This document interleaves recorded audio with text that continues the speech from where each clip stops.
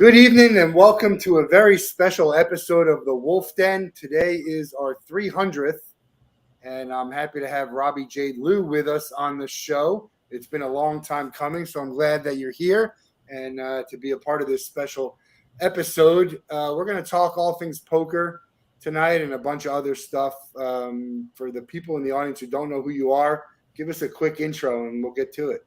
Hi, I know this is a long time coming. I know we've been talking about this for a few months now, so I'm happy to be on. And you caught me at the right time. I am back from the World Series of Poker. My name is Robbi Jade Lew. I've had a quite interesting year. I guess it overlapped into Year plus, yeah. Yeah, couple, I guess almost 8 months now. But I transitioned into the world of poker and jumped into the world of live stream, had a really chaotic incident happen to me that brought more eyes to who I am. But I would consider myself a poker player and an entrepreneur today. And I'm happy to be on the show finally. Nice to meet you, Matt. Yeah, a couple of questions on that because I do want to get into the we got a viewer. Robert Desi. Thanks for joining. I want to get into that because it's interesting. When we had scheduled this before and it didn't happen. And when I was putting together the promo, I put professional poker player. Yeah. Are you a professional? You call yourself an American poker player. Yeah. I would say you're a professional poker player, but I think the real poker nerds, they got all bent out of shape when I said that. Well, okay, so by definition, a professional poker player, and if you Google this, because I went through the whole process of this, is someone that makes their entire source of income entirely from playing poker. So by definition, that would not be who I am. My entire source of income does not come from poker. That would not be a profitable life. I hate to say that realistically speaking, but and then a semi-pro is someone that does make somewhat of a living playing poker, but does additional things. In a way, I would consider myself a semi-pro in theory, but I just say poker player, and I obviously have other means of income that are coming in to support this terrible habit called poker for me right now. I'm still really new to the process, so there are those that are deemed pros that have been doing it not for a long time, and that by definition is not what a pro is, but of course that is based solely on perspective. But a pro is someone that makes their entire source of income playing poker. And that means, like, if they make money making poker, but also have endorsements, but it's because they're a poker player. Yeah, I would. And again, I think this is all based on who you're asking. But if you Google it, and I think Google is a pretty effective resource for many, it really is someone that just does poker primarily as their form of and means for making a living. So for me, and I know that there are poker players that do additional things for fun. Like you'll see that there's many people that are involved in crypto, NFTs. It's a popular thing. Trading, maybe even day trading on the side. A lot of them are into the AI stuff and investing. But if their primary source of income is playing poker for a living, and that's what they're doing most days out of the week, that is a professional poker player. And another thing is, how long you've been doing it, I'm sure. But I mean, anybody could be a professional poker player tomorrow if that is the only thing they continue to do. Yeah.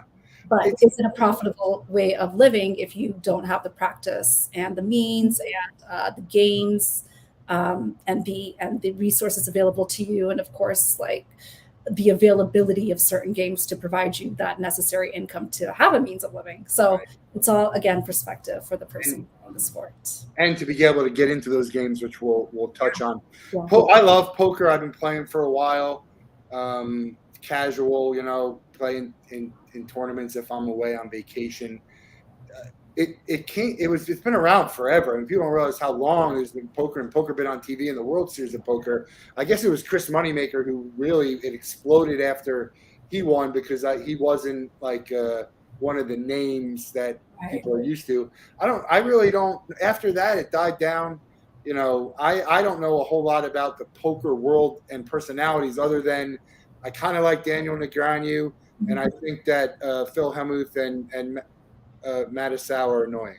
That's all I know about it. Well, I love Daniel Negreanu, and I think Phil Hellmuth is a wonderful person, and they're both really very big, notable players in the entire industry. And I will also say that they have moved with the evolutionary process that was necessary for poker to be available and more interesting to those that weren't already interested in it before the moneymaker effect happened. And you're right when you say that Chris Moneymaker is the one that brought more eyes to the game, because he was really essentially the first recreational player that made it seem possible for somebody random to come out of nowhere and beat the pros, so to speak. And that is something that the main event kind of offers to others if they're willing to throw down the 10K. And his story is even more interesting because he didn't even have to buy his ticket to get in. He got in through, I don't even know how much it satellite was. or something. Satellite. Yeah. So it was a very inspiring, hopeful effect that happened on many. And then, of course, many more people wanted to play poker. And poker at that time was a big deal. Black Friday happened, which is online, I guess, restrictions that were imposed on us here in the US.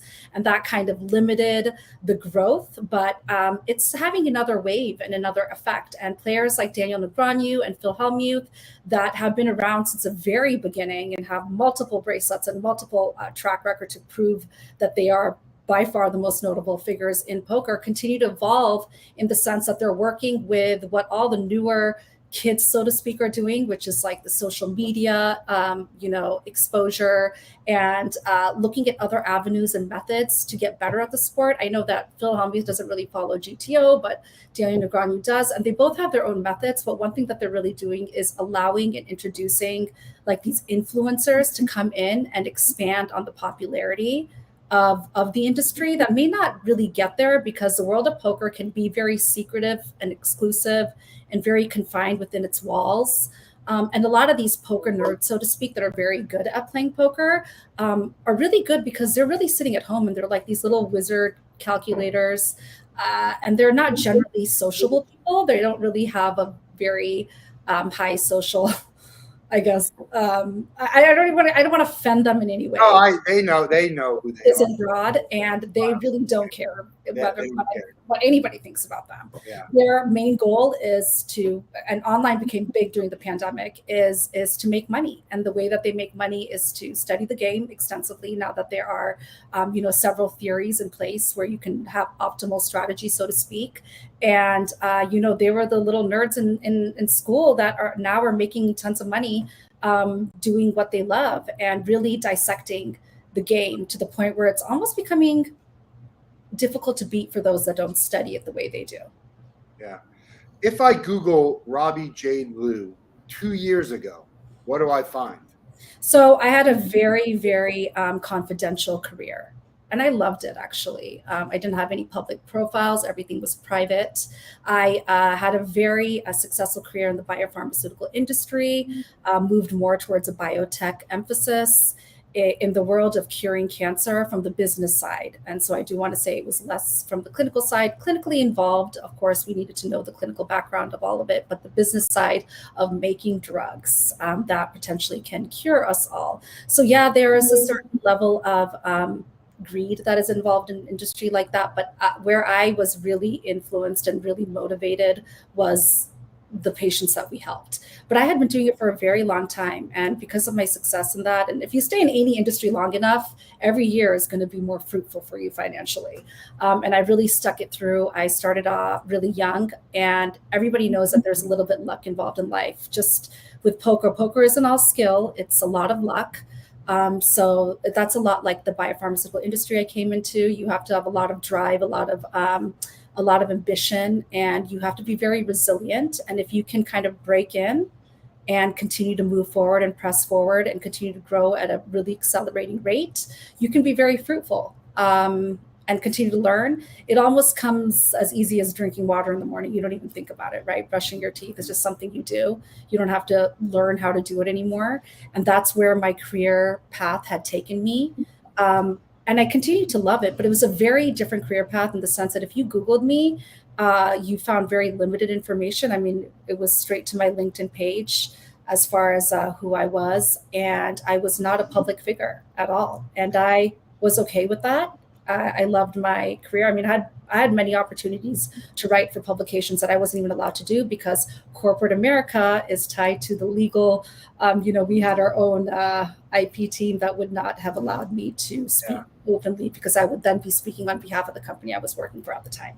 Yeah, my brother. I have a twin brother who actually likes poker more than I do. And he worked for Lilly. That was his first job. He was a #1 rep in oncology for all of Lilly. He moved on to Celgene, and now he's at Novacure, doing great things in the world of trying to cure cancer and help. Awesome. Yeah, I actually went to Celgene too. Celgene was the company of its time. I had a very fortunate career at Celgene, and there's moments that I miss, but just like poker, that industry has also continued to evolve and change, and it is fitting for some and not for others. So it was just the right time for me to kind of transition and try something new, as I think it was for many people during the pandemic. Yeah. So I asked that question because if I Google you today, it's a different story. Different story, and the story is.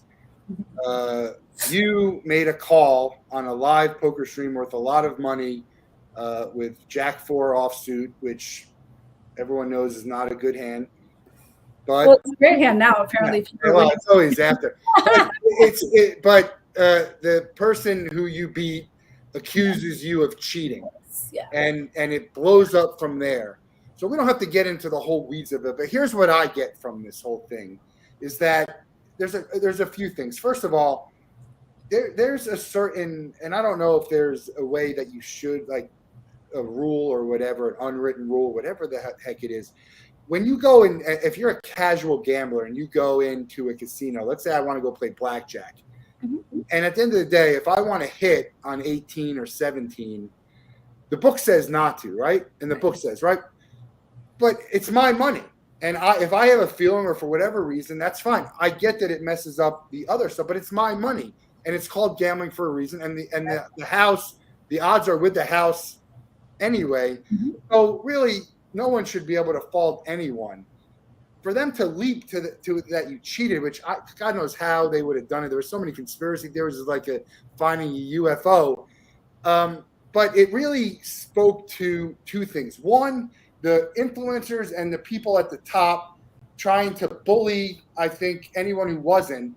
And then the fact that you're a female, I think, compounded that. Is that a fair assessment? I think the way I word it, because I think everyone has their own perception of what they think was what happened there. And it was definitely compounded in the way that you described it, I think, for many.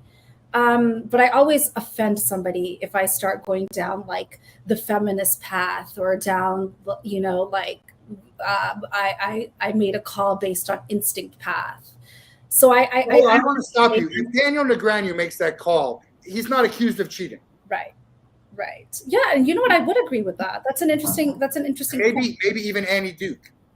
So let's put it this way. I think what happened was a perfect storm, and what I did was I did something that might have been necessary chaos, which is I came in and I rocked the boat in an industry that was definitely going a particular way, and they were comfortable going in that direction, but I don't think they recognized that there was definite loopholes and maybe situations that they were dealing with that needed more attention and probably a little bit more heavier level of repair that might have opened that up for them to kind of recognize and maybe even move towards a direction of looking at more fair practices, because the world of live stream is now getting increasingly popular. But what I did was, of course, out of the norm. But I think the perspective that I brought was that I was this random, brand new player, and I was a new set of eyes that did something that no other player that has been very seasoned and that everybody knows maybe would do. And if they did do it, nobody would look at it twice since they've already had this successful career path. But for me to do something so outlandish when nobody really knew me in the world of poker was where this perfect storm opportunity happened. And then it happened on live stream, right? Yeah. So it's like a lot of things happen at the same time. Then I'm a woman, and the person that accused me of it is a really popular live streamer, cash playing pro for a number of years, and then And the Twitter really mob, notable people followed. Right. It was like the biggest live stream of the time, and everybody was watching it. So it was the perfect storm of things that happened. So for me to really understand what happened and looking back at it and having obviously thought about it every second of my life since the moment occurred, for me, everything happens in life for a reason, and that happened because it needed to happen. Yeah. So it was an existing industry that needed a different set of eyes to kind of change it. I don't want to say it's a moneymaker effect. A lot of people call it that, but it definitely also opened up the industry to those that may not have otherwise understood what poker was, because now we have a whole slew of people that are interested in knowing what it is, because here is this random recreational player that got to play with like these big time names and made a crazy call over a $269,000 pot. And, now it's like, well, if she can do it, maybe everyone else can do it too. And you'll see that like the world of live stream is growing significantly. And I can't say that I don't have a level of impact in that. I obviously do. I'm not going to take full responsibility for that whatsoever. It was already moving in that direction. I mean, Hustler Casino Live was already there. And what it's doing now is that there's all these players from across the nation that aren't pros that are wanting to get on live stream and, show their big deep pockets and make some crazy gambling moves. And it's entertaining. It is the most entertaining. It is entertaining. We're tired of seeing the very stoic, methodical, like calculated. Not fun. Who wants to go to play blackjack and only the constant tanking? If you really sit with the pros in like a really serious, like I just got back from playing, the WSOP series, and I was in a number of 10K, 5K, 3K events. If you really sit with the pros, if any of those games that I sat in were live streamed, we would be waiting on like 10 minutes in a single hand between two people that were tanking at every street down to the river. It would be the most unbearable sight to have to view publicly. I don't know how they could even speed that up when it's on a live stream. So what makes it really fun is that this world of live stream with people that have deeper pockets and make wilder calls are now doing it, and they're risking all of their whatever bankroll that they want to risk on the table. And it is exciting for us to see. I think it is kind of, the only thing is it is devaluing money to some extent. And I think that there's still this like conspiracy theory behind whether the money is real. The money is very real. It is very much each person's money. So it's theirs to lose or win. And again, if it's yours to lose or win, who gives a shit whether you make a call or not, right? No, I agree with that. But and it was only 2-1, right? Wasn't it like 2-1 on the jack? Yeah, well, like how much money I had in the pot already. I'm trying to think. The percentages of when they show the percentages of. Yeah, well, the percentages are shown, and I have to get some clarity on this because I was just watching the PLO game, which is crazy wild action on Hustler Casino Live a couple of days ago. Is I think the percentages are put in place with recognizing what other cards showed up for the other players as well. So it takes into account. So in theory, like what looked like a reasonable call to make may not have been had we not known what the other cards were that the other players were holding. But regardless of this, you have a gut. Did you see this? Like, we're gonna join the people in my poker league are gonna join later on in this episode, and we have a rule called the 7 deuce rule. And if you have 7 deuce and you win, you can get a share of this guy Mike, who is actually a publicly traded person. It's a whole nother story. He was on the Wolff Den. Watch it. Right. There was an episode I saw on TV where there was a 7 deuce bounty, and the guy's 2 people, the guy who had 7 deuce, it was huge money, and the guy bluffed him with like 8 high or something crazy like that. I'm like, this is a ton of money. Yeah. And is anyone talking about this guy? Like, I mean, look, he did it. People can either believe you or not, you can gamble or not.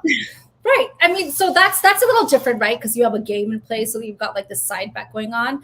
I don't know if you recognize that there was a lot of live streams following the incident when I did come back on the world of live stream, where we did play the Jack 4 game, similarly like the Jack 7-2 game, and a lot of pots were won and lost, and people lost a lot of money. I mean, Berkey lost 200K over that, a 200K pot, I think, or maybe his entire buy-in.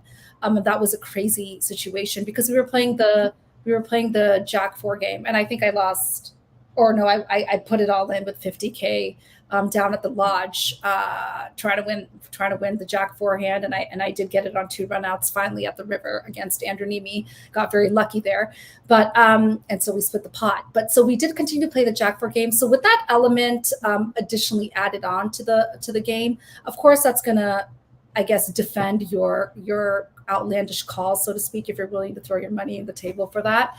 I think in the situation that I was dealing with, I just called on Jack 4 based on what initially was instinct and the fact that I did think I was holding Jack 3, but we don't need to even get into that at all, because regardless of that or not, it's crazy to even be playing a hand like Jack 4 off. Yeah. Situation that I was in. And we can go back into the depths of what was really happening in my mind, and there's going to be a documentary that's going to come out, and you'll get a little bit more of that, so we probably don't need to get into that a little bit.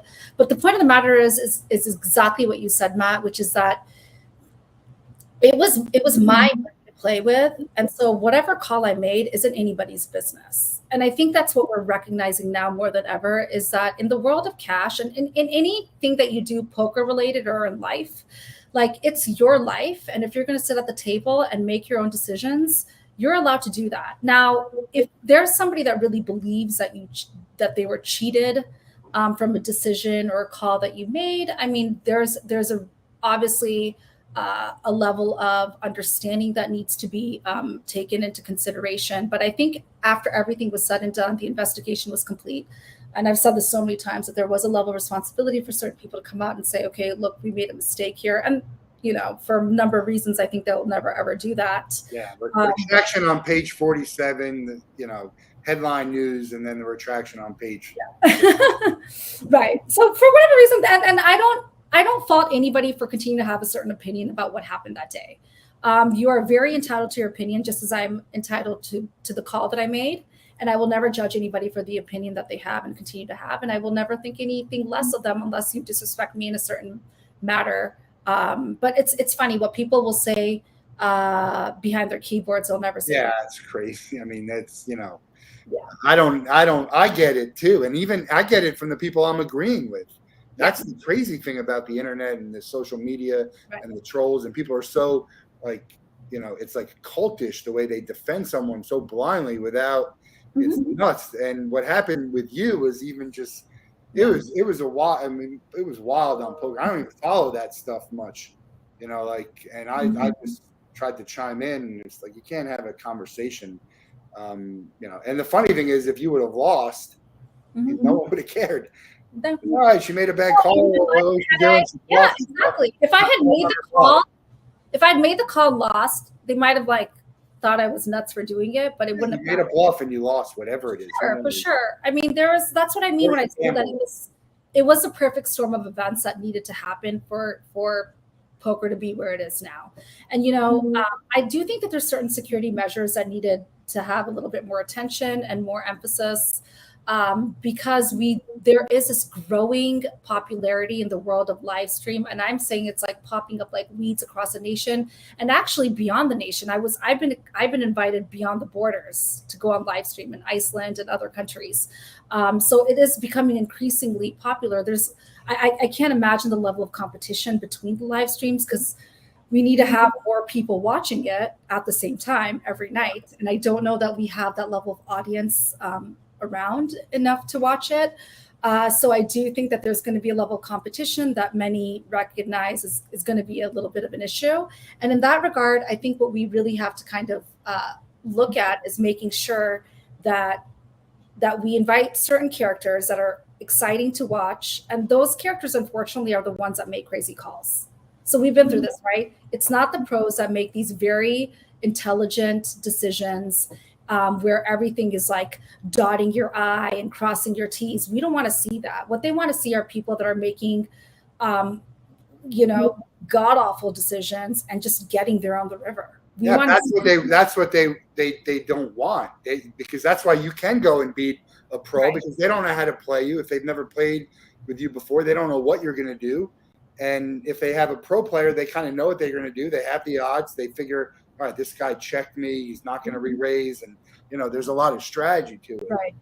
To me, I play a little open, I think. But I do find that when I buckle in and kind of do what I'm supposed to, overall you're going to do a little bit better. That's poker, but it's not fun to just only play the hands. It's the same with blackjack. And you don't even need to be there. Anyone can do it.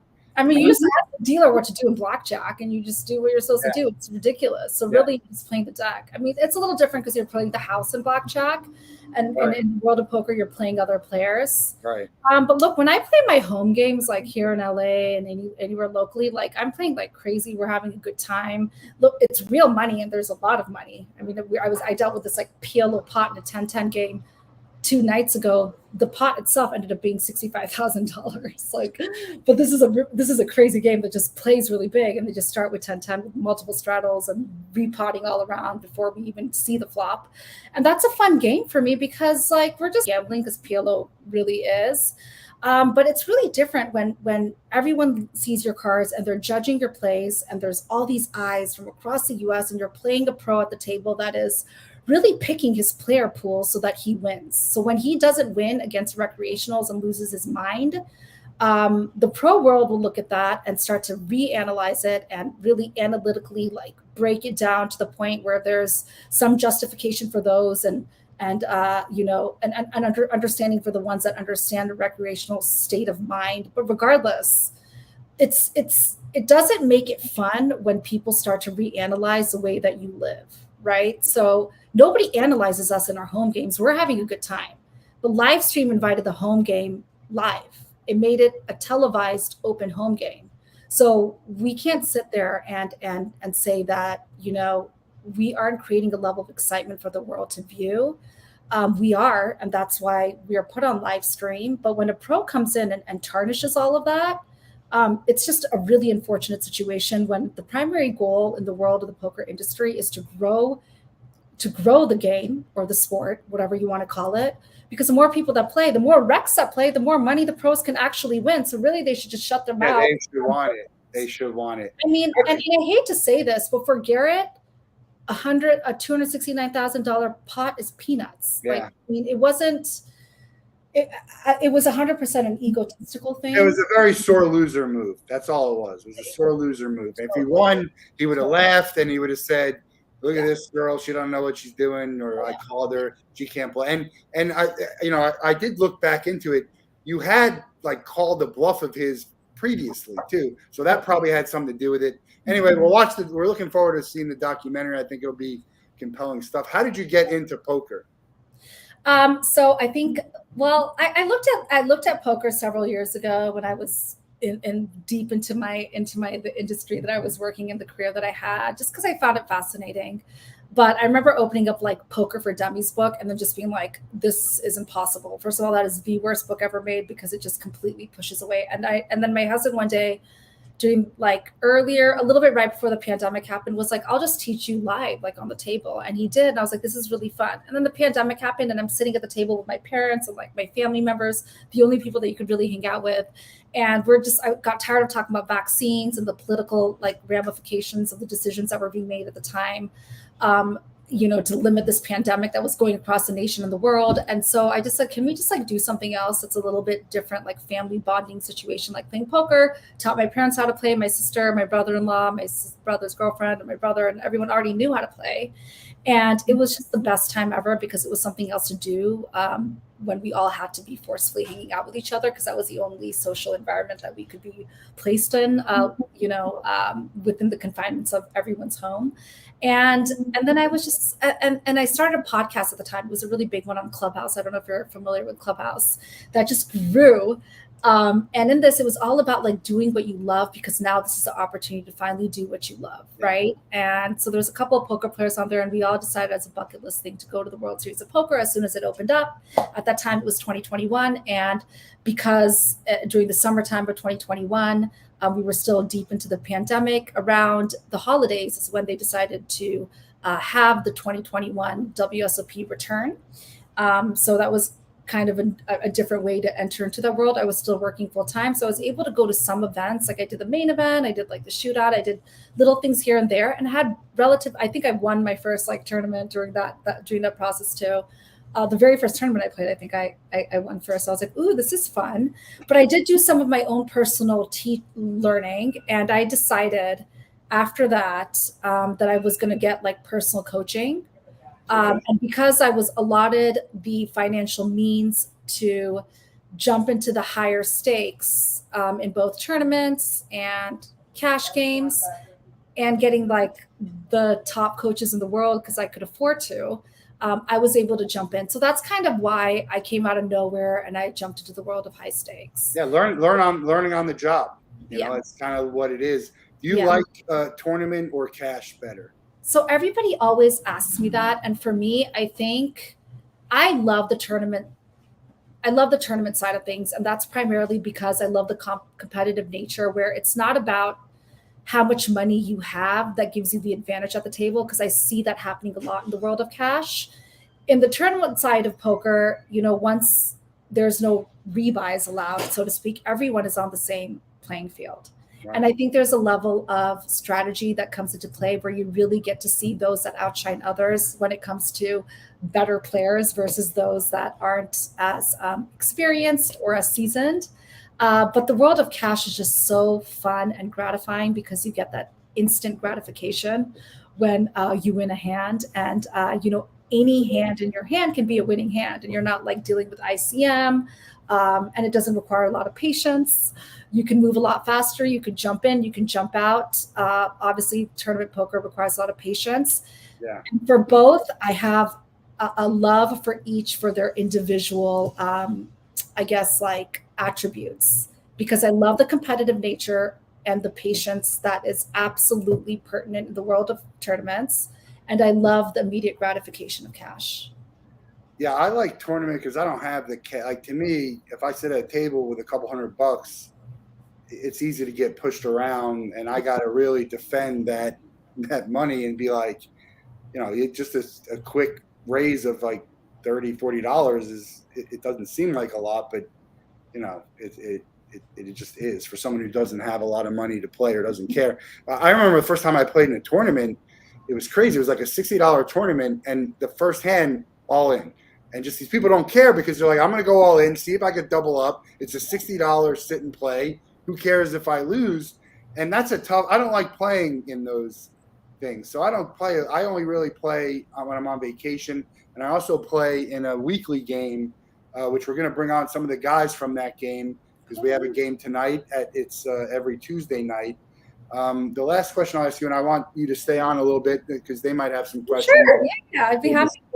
I love the movie Rounders and Maverick, two of my favorite movies.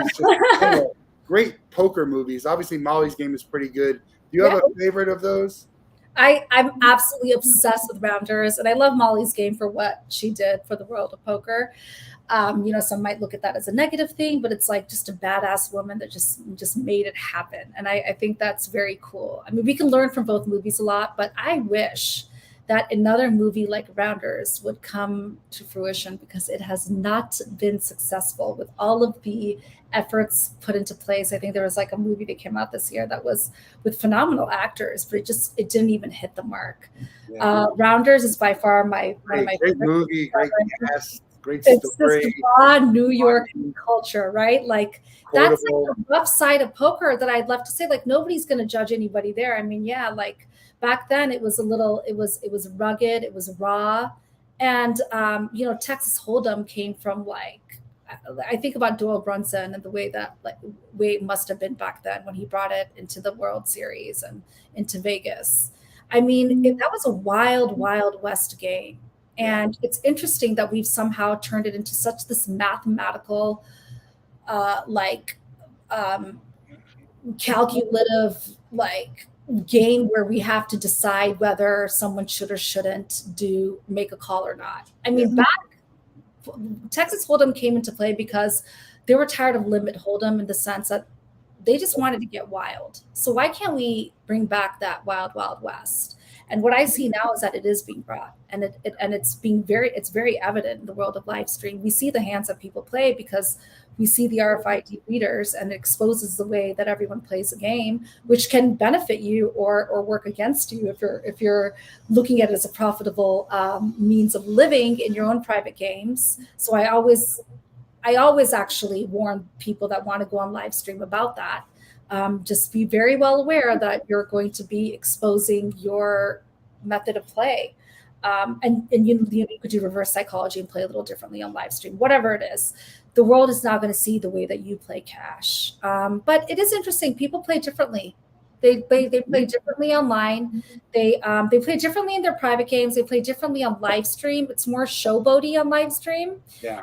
And I can't say that certain calls and decisions aren't made differently because they know that the whole world is they're watching. Yeah, and they're going to be able to analyze. People are going to analyze in 5 minutes or whatever the delay is. You've won more than you've lost in poker? Oh no. No. I've lost significantly, but you know what? I made calls knowing that I was probably going to lose, and I hate to say this. I never want to teach anybody my methods. Everyone's method is their own. I have won games, of course. I have won several games, but if I look at my overall winning and losses, no, I've lost a lot more, and I'm okay with that. I'm okay. How many people have won more than they lost? It's not a huge number, right? You know what? I think you would be very surprised at the extremely small percentage of profitable poker players yearly. Yeah. I'm glad you mentioned Doyle, a Godfather that we lost this year. I don't know. I probably did. Anyone not like him? I don't know the industry that well, but you got people who are characters, and then someone like him who is just a legend. Pioneer. He's a pioneer, and he made a huge wave and a huge impact. And I mean, I don't think that there's anybody that's going to be more revered other than him. Well, I'm going to bring on my poker crew here. Two of them you might recognize because they've been on the Wolff Den before, and the third is a member. A quick explanation. I'm going to let everyone introduce themselves. I don't even know how I got into this. It might have been from Nick, but these are a group of people who know each other somehow, and they play poker in a league style. So 13 weeks this year. 13 weeks. Whoever wins the most, you obviously get the money, but you get like a funny. I'll let Mike maybe explain it because I think you and Bo maybe started. Mike was on the show before. He's got a great episode. He's a publicly traded human being. Bo was on the episode on the Wolff Den before. Well, just a very smart person in the world of just a very smart. I don't even belong with this group. These people that we play with, they're just. We have conversation because we actually play on Zoom. So we're on Zoom talking. Wow, yes, yeah, so you can see. How does that work? It just no one. I mean, everyone knows everyone now. It's like you're not like no one really. I don't know that anyone has tells, but maybe they do. It's kind of fun. It's only $20 buy-in to start, and then the last game is $50, so it gets kind of wild with rebuys for people to try and get the number one. So let's have Bo start. Let's do a quick introduction, and we'll talk about the stuff. And if you have any questions for Robbi. Sure. Yeah. We started this poker game during the pandemic, and Mike was the center of it because we all own shares in his publicly traded personal stock market. But Robbi, I'm curious, when this all happened, of course, we were all that Tuesday night when we played, we all, of course, wanted to share our opinion with each other and whatnot, and say like, what do you think happened? Is it weird knowing people around the world are like having those conversations amongst themselves about something that you were involved in? And I guess the second part is like, how did you grow through that, I guess, or did you have to come up with some kind of resilience to make it through that? Well, second part of your question, 100% you have to go through some resilience to make up for that. But I think that's with any conflict in life, anything that you deal with that is unfamiliar and uncomfortable, you just have to learn to live with it. I mean, you just don't have a choice, right? We have to continue to live. And so for me, the resilient factor was something that I knew that I had to deal with. So I just didn't let it weigh me down, in the sense that like I knew that I had to overcome it. So I had to get through it, not around it, not over it, not under it. I had to get through it. So you will probably remember that I was very confrontational in the beginning, and that was because I knew I just needed to confront the level of, I guess, resistance that I was receiving from those that didn't believe me, and the level of resistance I was just receiving from those that didn't understand what happened, that wanted a better level of understanding what happened. But to be very frank with you, I didn't really understand what happened, because I don't know why I did what I did. It was very instinctual. It was really quick. It was really impulsive, the decision that I made. And so I started to second guess why I made that certain decision, and start to question my own mind and my own like theoretical perspective and what was going on in my brain at the time that I made that decision. But everything happened so much faster than the way that people see it. Yeah. For your, in defense of some of the people who thought you cheated, yes, there was some weird behavior that if it was me, I wouldn't have acted this way. So, that's part of what people piled on. Sure. Yeah. But look, Yeah. you never know how you're ever going to react to anything. Totally. The magnitude of that until you're right in it. And I've said this so many times, like what happened to me was so eye-opening, in the sense that it helped me really, beyond the scope of what happened at that very moment when it happened, it helped me understand people, society, stress factors so much more clearly, because I now understood what impacts people and how they behave differently when there's financial, mental, social stresses imposed upon them. And even the way that they reacted towards me and the way that they play the game, I now see like the high level of stress factors that impact their decision-making skills. So in a high stress environment already. Yeah, in a really high stressful situation. So it's all there's all this background information that's happening when somebody comes at the table. You want to believe that everyone's there to play the same game, but they're not, because their life's game is now completely thrown out at the table. So everything that happened with their family, that's happening to them financially, that's happening to them socially, that's happening to them mentally, is thrown out at the table in ways that we cannot visually see. But it is displayed all out there, with the way that they make their calls, with the way they make their bluffs, with the way they react to certain bluffs and certain calls. I think that is something very internal that we can't visually recognize, because we're not in the brains of other people that are sitting at the table. And poker is a way broader game than the game that we see at the table. It is a life game, and everyone throws their life on the table at the night that they play the game that they play. And that could be very, very like acute, as in it could be the day that they could have a bad day and get on the table and just bluff everyone out. Or it can be very broad, in the sense that they might be financially tied. So certain calls will be tighter. Certain bluffs are going to be easier to run through with these individuals. But life happens at the poker table beyond our understanding of it. And that's what I really learned after playing the game. So for me, financially, I could make a crazy call. I had dealt with resilience in my life, because I came from a very corporate background, where there was constant different personalities that were in constant conflict with each other. So I knew how to deal with the conflict. I also just knew how to deal with different perspectives coming and sitting at the same table. And so understanding different personality types and how to politically deal with them so that you don't offend one type, and emphasize how you agree with another. So resilience was a huge part of it. But the other part of it also was the exposure I received. So I know you said like now the whole world is talking about it, right, BG? So yeah, the whole world was talking about me, but I think that was only really shocking in the beginning. And then you just kind of become numb to it, and then it just becomes a part of you. Yeah. Mikey, tell us your why it started and who you are. Well, I mean, it started because the pandemic made it so we couldn't have friends anymore. And then it kind of continued on. Right.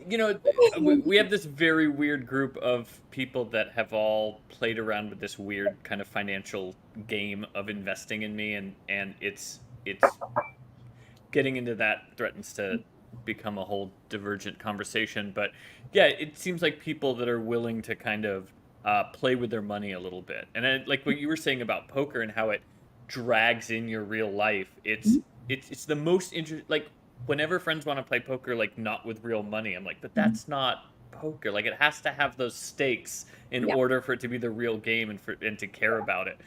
It's just, yeah, Even it's a the really $20 for us, unique game. For us, that $20, it's like, yeah, but when you're all in, when you're playing for $20 and then you're up a little bit more or down, like that 20 matters more in that poker game even than it would outside of it. Yeah, so it starts to matter in such a strange way. Yeah, but yeah, so we've been playing a weekly game for years now, which is probably the longest weekly gathering. It's meeting a bunch of weirdos like Matt and Drew and Bo and just like hanging out with the same group, like every week. And yeah, it's been super fun. That. That's cool. So that's a very stressful situation that you have a lot of people investing in your company. So I guess you have to deliver to some degree, and probably just punt away some money for them.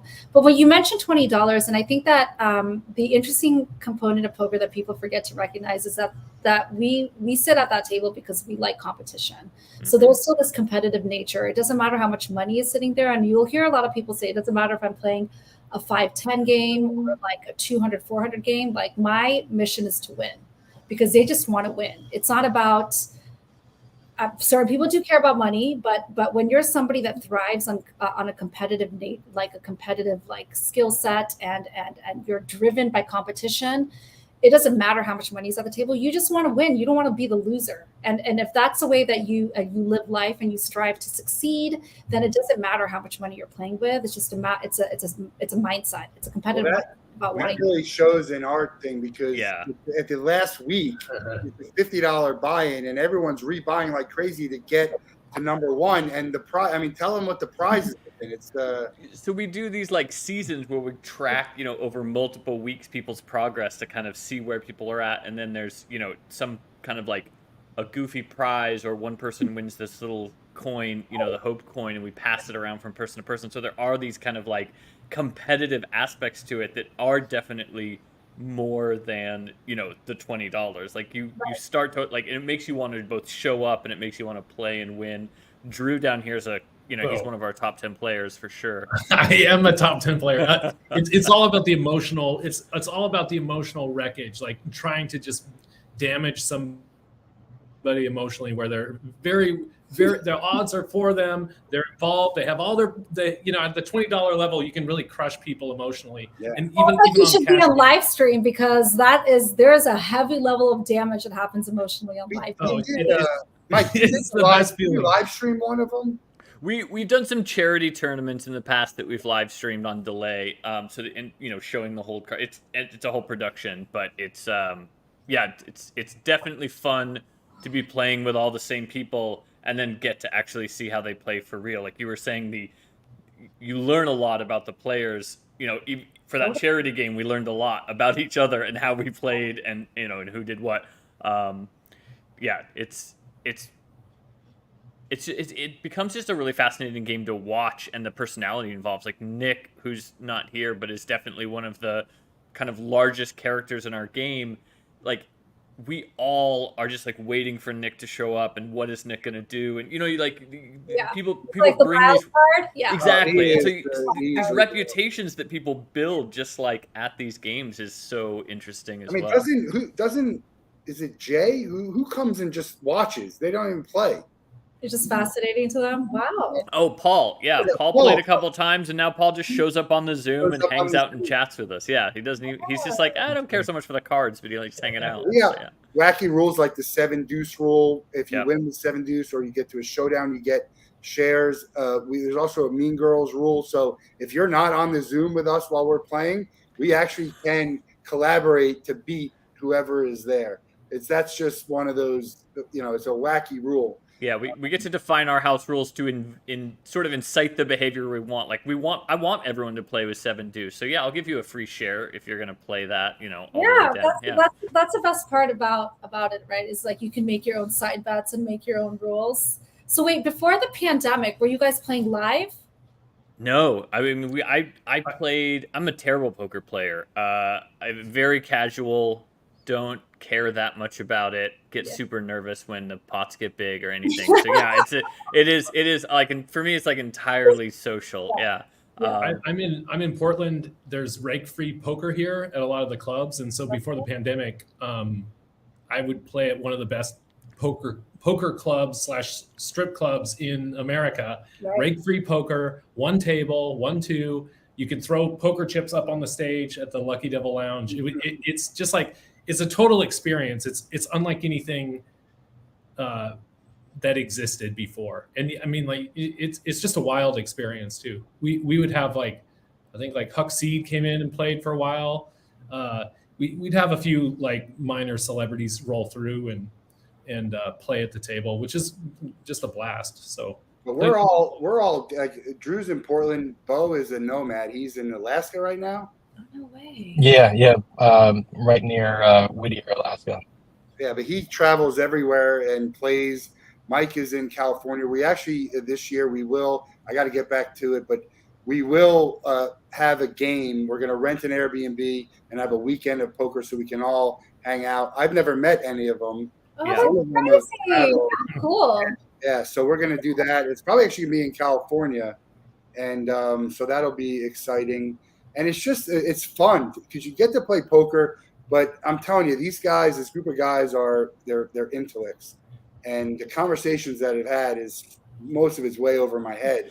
But it's really interesting conversation about a lot of topics. Obviously, a lot of gaming and online stuff, crypto. They're very well versed. Isn't everyone involved? But isn't it? You know what makes the world of poker fascinating is that, like, there's so many different characters and body types and athletic types that can sit at the table, and age variations that can sit at the table and all play the exact same game. Whereas, like, it's technically considered a sport, right? But no other sport has a pool of players that are so different from each other. Otherwise, that sport wouldn't exist in its entirety. It's also one of those games where it's like a zero-sum game, individual success and individual failure. So it's like you're a one-man show that's sitting with a group of people, and you guys can all play the same game. It's such a unique perspective that we bring into socialism that I think is under-recognized, in the sense that you can get completely outlandish personality types that you would never, ever have any level of like experience with or communication with outside of your world, and sit with them at the poker table if you both love to play the game. Yeah. And suddenly you guys both have something that you both familiarize yourselves on, which is a love for a game that many people, I think it could be bigger than it should be. I know I've tried to get my friends to play it, but they think it's like impossible now. And I'm like, it's not impossible. You just have to learn it and then recognize if you love it. And I do feel like it's one of those things that you'll know immediately whether you love it or you don't. Yeah. And when you love it, suddenly you're sitting with a rock star and sitting with like an ex-soccer athlete and sitting with like a politician and sitting with like a huge CEO in the world of crypto and a biopharmaceutical executive. And you guys are all laughing and having a good time because you all love one sport that brings you guys together, and it wouldn't ever bring you together in the public world. Yeah, that's a good point about not bringing it. You like to gamble. Do you gamble on anything else? Sports, other types of card games, casinos? So I do. You know, it's so interesting. I don't think that like poker is gambling. I don't think it's any more gambling than life is. And I've said this so many times. Like, everything that we do in life has some element of gamble in it. Like, there is a lot of, it's not any more luck than life, in my opinion. You know, I mean, sometimes you it's gambling. I mean, it's just come against pocket aces in an interview, and you're not the best candidate for the job because someone is just a little bit better than you. But you might be the very two best candidates that they ever get. So I never ever think of poker as gambling in that sense, because there's so much skill involved in it. Because if there wasn't a lot of skill involved in it, there wouldn't be like the top 1% that's making a lot of money from it. That being said, I think that what poker players share is this level of risk taking that they all kind of rejoice in and they secretly love. And I think risk taking is associated with gambling. We want instant gratification or instant pain. Like, I like it when I lose to a cooler. Like, there's something really weird about like, oh my God, you deserve that win. Oh, quads against a full house is like such a sick hand. But when someone gets quads, like I kind of like that pain. I'm like, holy shit, that's like crazy. And you want to keep playing the game, right? Like that doesn't like de-energize me, it remotivates me. So for me, like I like the sickness of the game a little bit. And I think as a poker player, you like the pain a little bit, which kind of is attributed to gambling, which is like you like instant pain or instant wins. Otherwise, you wouldn't gamble. So, am I kind of a gambler? I think I'm a gambler in life. I've taken big risks in life that others wouldn't feel comfortable doing. I've jumped into shark-infested waters rather than swimming from the shoreline like most normal people would do, because that's just the person I am. So, I am a gambler in life, and I think that in poker, yeah, there's some element of gambling. Have I played like in the pits? Sure, I played in the pits to get free lodging, but yeah, there's times when I've gambled a little bit here and there. I I'm kind of addicted to like all in or fold online. It's a terrible game. There is strategy involved though. All in, fold. You know when to fold. But I've gotten into those streets for sure because I like the pain and I like the wins. I would look forward to seeing the documentary. I'd love to sit at a table with you someday. You're more than welcome to join our tournament one night if you want to just log in and play. We don't have to oh, it's you. You'll just log in and we'll be like every guest on the Wolff Den gets to the last question is that you can pick anyone in the world to hang out with for 24 hours. Wow. They have to be alive and you can't be related to them. Who would you choose? Who would you pick in that scenario? And I assume you'd want to play poker with them, but what else would you want to do? I would pick Elon Musk, and that's such a typical answer, but I've heard that he plays a very deep game of poker often, and I would love to see the way that he plays poker. And I just like to pick his brain about technology as a whole. I'm very interested in the world of AI right now, and crypto is one thing, but AI is fascinating to me, and he's obviously very forward-thinking when it comes to tech. And then just to sit and play a game of poker with him and just see the way he plays. Like, is he good? Does he suck? Does he punt? What does he do? Would be really fascinating. It'd be very interesting to see. He's been mentioned a lot as the final answer. So really appreciate your time here. We're going to jump because we actually have a tournament that's going to start. Nice. I'll send you information for one of the next ones, so we'll get you on and playing. But really glad we got to do this. I think it's a fascinating story. I'm on your side. I root for you whenever I see it because I think, it's kind of like what I would do. I like to gamble and it's my money. So, you don't like it, beat me, right? That's like, you don't like me, beat me. You don't like what I'm doing, beat me. Take my money, get me out of the table. That's what I always say. You know what? If anything, you want us sitting at the table with you, right? For anybody that has a problem with the way that those calls are made or weird plays are made, these are the type of people you want sitting at the table. So come take our money. If you have a problem with it, like, go ahead. You can play with the wizards or you can play with the Rex. I would much rather play with like the loosey-goosey fun players and just have a good time. I'm all for that, and I continue to play in those games. So really fun that you guys are doing that. It was so nice to see the additional 3 come on board. I'd love to join you guys anytime. If you're in LA or California, let me know. We will be there playing. Mike, Drew, and Bo, I want to give you guys one question. You could pick one famous player to bring into our poker game for one night. Who is it? I don't know. Who's the worst poker player? Because I need to beat somebody. Who would you like to play poker with? Forget about the money. I think we already have the worst players. Yeah. Man. I'll echo Elon just because I have so many questions about what the hell he's doing with Twitter right now. That X, he is called X, ridiculous. That's right. Yeah, I can't keep up. Who would you want, Mike? Oh man, nobody comes to mind right away, but I think my fantasy game would be like everyone who's ever played in our game, just to have everybody all come in a big tournament. Because we always get kind of there's like a core group, and then there's kind of that extended group that comes in and out. So I think it would just be the entire group all playing together. All right, Drew, anyone? I'd love to see like Warren Buffett join us and just like and just to have that conversation that like I'm sure he's. I don't know. I don't know how he would be at the poker table, but it would be just great to have that conversation with him. Do we even know if he plays poker? Like, I would doubt it. No, he plays cards though. What's the old man game that? What's the game that old people play? Mahjong. or something like. Like not gin or gin rummy or whatever. Mahjong, There's some like Bridge? complicated Bridge? I think he's a bridge. I think he's a bridge player. Huh. Yeah. Matt, hey, congrats on your 300th episode. Yeah, congrats. Awesome to have you guys, and we're going for the next 300. And now I'm going to win money from these guys. I am the season leader. Good luck, guys. So great to meet you.